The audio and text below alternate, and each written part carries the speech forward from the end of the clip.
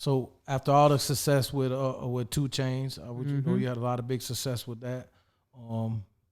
Tell us about your story. What made you get out of the music business? And yeah, man, I got real sick. I was 300 pounds. I got sick with my brain tumor. I gotta stop saying that. I got sick with a brain tumor, and I was just like broken and lost. And even though we had all this success and I had made all this money and had the biggest studio in Atlanta, I was so unhappy. Besides having a brain tumor, what was there anything else? Like, we know that would play a big part, but was there anything else? Did you feel like there was a missing void in your life that you needed to fill? Or yeah, man, I like love was a big one, because like I had this like false sense of pride. Nobody told me to be this way, but I kind of just was this way of like that like grind mentality. It's like I'd feel guilty if I went out on a date, because it's like, nah, we got to be grinding.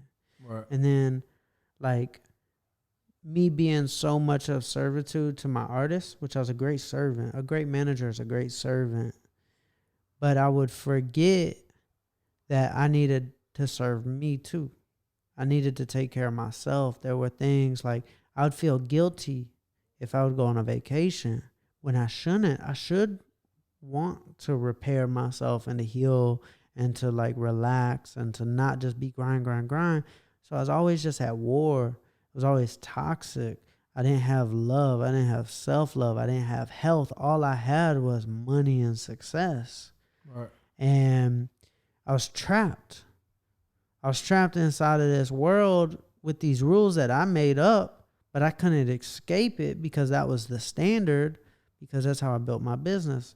Like, we're grinding. So I got so sick that I just decided to leave and reinvent my whole life. And people are like, Charlie, why are you leaving? Like, y'all are doing great. And I was like, man, I'm going to chase my original dream. I want to be an athlete. Like, that was my dream when I was a kid. And you know how much I love basketball. Yeah, definitely. Like, as street execs, we'd be outside shooting for thousands of dollars every night. You remember those days? I remember, man. Hooping. I remember seeing, like I was saying earlier, I seen Daddy-O out there, Dolph Manager, Esud be out there. Everybody be out there just balling and hooping, man. And you be out there, and it was a lot of fun, man. A lot of good times seeing you guys do that, man. Yeah, man. But I miss it. Since I've left, like, my life has gotten really good, but I miss music a lot. But, like, for everybody listening, like, I was able to reverse my brain tumor. I was able to lose 130 pounds. And I became a Nike athlete. I was in the Colin Kaepernick commercial. The big Nike Colin Kaepernick commercial was actually named after me. And I got to, like, bike across America. I did an Ironman. The Dream Machine. The Dream Machine tour. Man, what really inspired that? So, like the dream, like the bus. The bus, yeah. So, like, when I wanted to bike across America, my team, they were like, Charlie, it takes like months to set up a tour. And I was like, nah, we're going to go in 3 weeks. And they're like, Charlie, like, we got to set it up. Like, I was like, nah, it's all going to work out. We're going to leave in 3 weeks, because I had just got done with the Ironman in New Zealand. When I got back, I was like, I want to bike across America.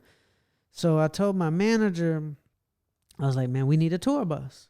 He said, where are we going to get a tour bus? I said, we'll find one.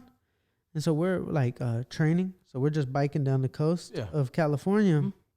And I saw this little RV park. And I told my manager, Scott, I was like, let's just go look at the RV park. People are just on vacation. Right. I was like, let's just go dream. And I found like the biggest RV in the park. And Scott's like, nah, like, we need that one. I'm like, that looks like Breaking Bad RV. Like, we're not getting that one. We need the fancy one. And the fanciest one there had a for sale sign on it. And I was like, Scott, it's for sale. Did you buy that one? We bought that one. We bought that one. So Scott calls me, and he's like, all right, what picture of you do you want on the side of it? I was like, man, I don't want me on the tour bus. Like, this tour bus has got to be bigger than me. Right. Like, this has got to be the people's tour bus. I was like, let's call it the Dream Machine, and let's let everybody write their dream on the tour bus. So it's like, I don't want it to be about me. Like, I want people to write their dreams all over it. And over 20,000 dreams were written on it. Zion wrote his dream, like from little kids all the way up to Zion Williamson. Everybody wrote their dreams on the tour bus. And yeah, man, we just wanted to make it to where people would be reminded of their dreams. As I was biking across America, we were just trying to change lives, help people's dreams come true. We seen you jump out the dumpster. Jumped out of a dumpster to surprise a girl with a car. She was homeless at one point because she was abused. She was adopted from Ethiopia to a family in Alabama. She was abused by that family. She got the police involved. She was able to get out on her own, but then she ended up homeless. Wow. Through that whole process, she got straight A's in school. Straight A's. Wow. She got a job at Starbucks, right? Yeah. She was going off to college. She was graduating that week. She was about to go off to college right as I'm biking through Houston. And she was going to lose her job because she wouldn't have a way to get from college to Starbucks. Right. So I was going to surprise her. She didn't know who I was, but I was going to surprise her with a car. And they wouldn't let me film in the Starbucks. So I said, can I film in the parking lot? They said, yeah. I said, just have her take out the trash. Right. And then we hid the cameras and we told the media, and everybody was like hiding behind the trees and stuff. She took out the trash, surprised her with a car, went national news. And what made you want to do that? Man, specifically, and not just for her. You did a lot of things along your journey across America. What made you just want to do that? Just paying it forward, or? Man, I just want to do what's right. Like I'm in a place where I can give, and even if it's not my money, I can call somebody who can give. And I can help give. Right. So I just want to always, and we used to do it in the music industry too, like with the Dab and Santa, we would buy houses and cars. Yeah, I remember that. It's just doing what's right. Like we got to do what's right, and that gives us more protection from God, and that allows us to receive even more blessings. The question I wanted to ask, that is a question I want to ask you. How much what made you, do you have a relationship with God? Like what made you? Absolutely. Is that an upcoming? Man, my grandfather was my best friend growing up. And I wanted to be like him. He was the only person that went to church. I wanted to be like him, so I wanted to go to church with him. When he died, I stopped going to church, and I kind of lost my way for a little bit. I still believed in God, but I had questions. But then when I left the music industry and I got into this place of healing myself, I had a strong connection with God again because I saw these miracles happening in my life. And I was like, man, I got too much proof. So it's I just always want to, teach people right from wrong, just try to, that's kind of the mission I'm on. I'm not a preacher, but I try to teach people. It's like you got a heck of a testimony. You know what I'm saying? Like everything you went through and, still going and still making things happen. So just to move forward, the whole Nike thing with them, how did all that come about, and how was that experience? How did it make you feel just being able to accomplish that and just to be recognized? It was crazy. I never would have thought, if I was little Charley, or even music industry Charley, if anybody came up to me and said, yeah, you're going to be a Nike athlete one day, I'd be like, how? Right. That's crazy. Just imagine me at Street Execs becoming a Nike athlete. Right. And in commercials with LeBron, Serena Kaepernick, So it was crazy. When I left the music industry and I lost all the weight, I wanted to become a Nike athlete. So I made this fan-made Nike commercial. And it was very impactful. I just wanted to touch people's hearts with this commercial, and we put it out and it went viral. I only had 10,000 followers on Instagram, but it went viral.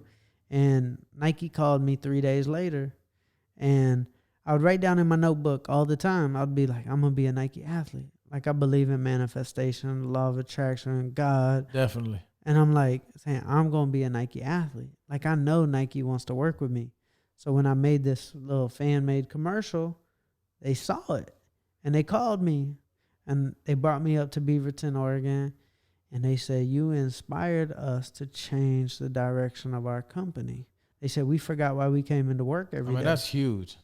It was big. I mean, for somebody, a big company like that to tell you that, Yeah. and then actually they made a change and did something great with it. It was amazing. Yeah. It's got to be a great feeling. It is. It's probably the coolest thing I've ever done in my life. Like, because it was bigger than, like, the 2 Chainz and all that. Like, that was me doing, like, 1 + 1 = 2. I passed out CDs. I woke up early. I put in the work. I grinded.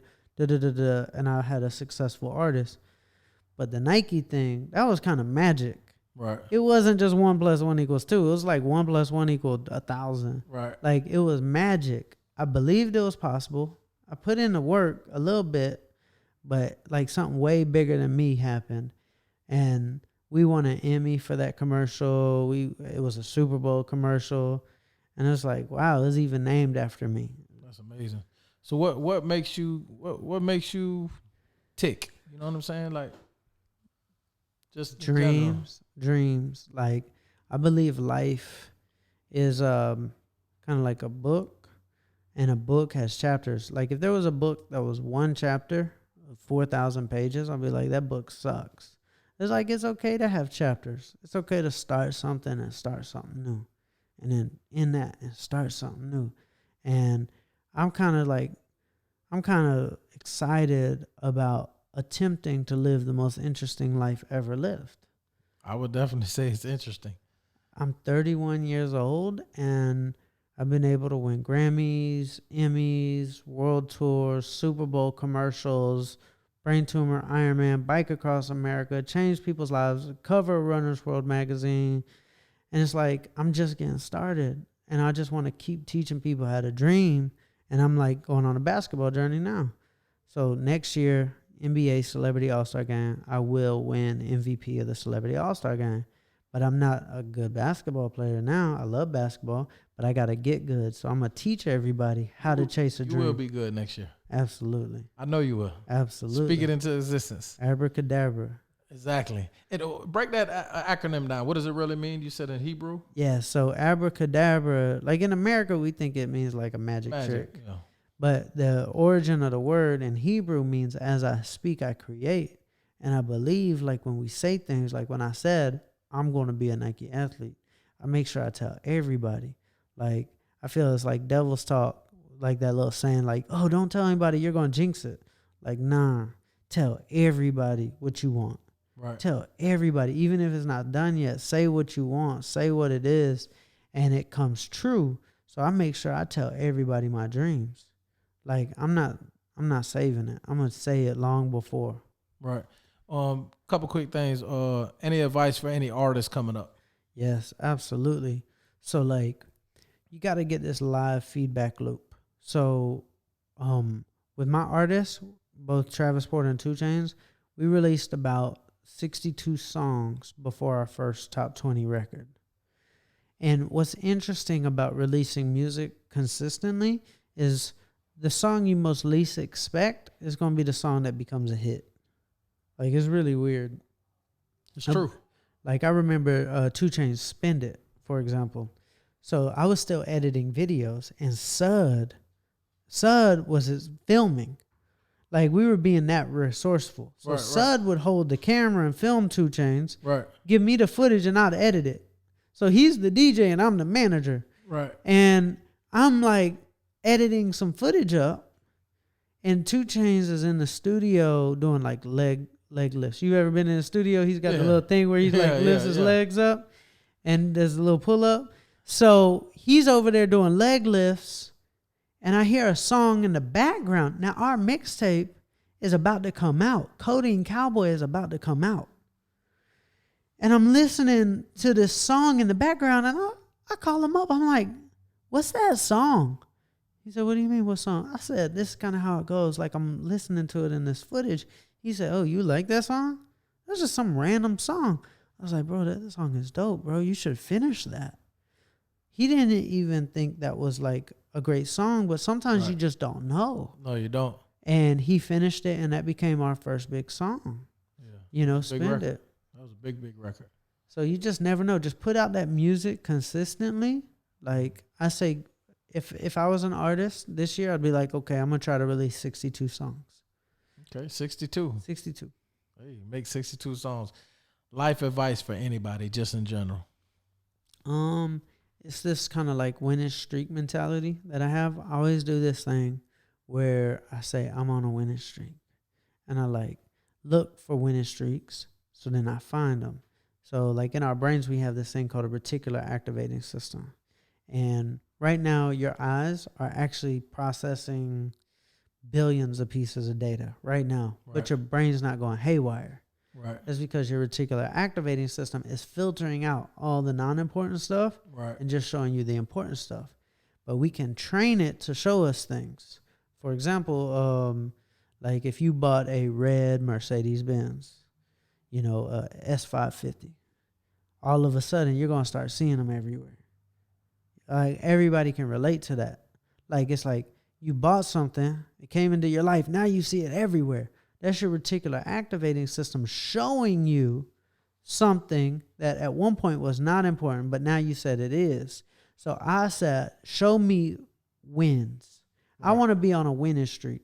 Show me all the reasons why I'm winning instead of all the reasons why I'm losing, because the reality is we're all going through a lot of bad stuff. So it's easy to get caught up in thinking about how bad things are. So it would start off with like my coffee in the morning. I said, I want a double shot of espresso on ice with a splash of almond milk and 2 raw sugars. And that technically is a latte. A latte costs $5. But when I ordered those ingredients separately, I just listed them out. It cost $2.47. So I was like, I got a latte for half the price. I'm on a winning streak. Right. So then I catch the green light. I'm on a winning streak. So I just start that winning streak thing. Then I'm like, I get a text message from my mom. My mom's still alive and healthy. I'm on a winning streak. So I'm looking for winning streaks, and then that just attracts more winning streaks, and then my confidence is up. Then I want to go do more because I'm on a winning streak instead of feeling like a loser. Why did you choose winning streak when you could? I mean, it could have been a bunch of different things. You could have named anything. I'm winning, anything. Why winning streak? Man, it just feels good. Like, who doesn't want to be on a winning streak? I just feel good. If I say I'm on a winning streak, it's like, dang, like I'm going to win the championship. I don't know. I just like winning streak. Charley Rocket. Where'd that name come from? So I like giving myself a superhero name if I want to do something. So like I named myself CEO Charley when I was little because I want to be a successful businessman. But when I want to become an athlete, I needed an identity to own. So I said, okay, my name is going to be Charley Rocket. And the rocket is real inspirational to me because it's all rockets start off slow. So when I was 300 pounds becoming an athlete, I was slow. But that doesn't mean I'm not a rocket, because all rockets start off slow. That first mile that the rocket is coming off the ground is slow. Right. And it takes a lot of force to get it to move. But that's all of us when we're starting our music career, when we're starting our business career, when we're starting a health journey, it starts off slow. And that's okay, because that's how rockets are supposed to be. We're not beating ourselves up when a rocket is taking off and it's not to outer space yet. It's only 62 miles to outer space. That's it. The first mile is slow. Yeah. It's supposed to be that way. Right. So we can't beat ourselves up when we're starting out and it's slow. It's okay. You're still a rocket. Yeah, that's real. I like that. Well, I appreciate you coming by and doing this. Hey, man. Like I say, I know I'm inspired. I definitely, you're inspiring plenty other people, man. I like that you do you and don't care what other people think. Yeah. That's what I like probably the most thing. You just do you. It doesn't matter. You have your alter egos. You have your names that you come up with, and you do what works for you. Yeah. And I think people are receptive to that, and that energy spills off on the other people, which is great energy. I appreciate you, man. If you want to let people know anything like immediately you got going on, or how they can get a hold of you, or yeah, you can find me on social media, but I don't even like the social media thing like that too much no more. I don't like the algorithms and stuff. But Quantopia, can we talk about that a little bit? Talk about Quantopia. So it's like I've got this like secret phone number that I don't put out, and this all, but everybody really consumes my content. I got this like world. It's like a modern day secret society, but it's for good. It's for positivity and learning. And I teach so much about, like inside Quantopia, I teach about marketing, business, manifestation, overcoming struggles, dreams, I have interviews in there and everything. So it's a secret world discovered through a phone number. So if you're listening to this, I give you the phone number, but just don't put the phone number out publicly. Like, this is a secret phone number. So just text this number to get into Quantopia. It's 404-800-1073. When you text it, it's going to take you on like a little crazy little journey to get inside of the portal, but you'll have fun. But that's the best way to like reach me, consume my content, learn, unlock, become a higher frequency, and becoming a quantum citizen. It's very, very brilliant that you did that and created that, because it's it's a fan base that wants to come see your content, see what you got going on. It's a true fan base. Yeah. And that's what's so brilliant about it. Thank you. You know, instead of having to conform to everything else that's going on, that's not true and, you know, all over the place. I appreciate you once again, man. Thank you, man. Absolutely, appreciate bro. Appreciate you, my brother.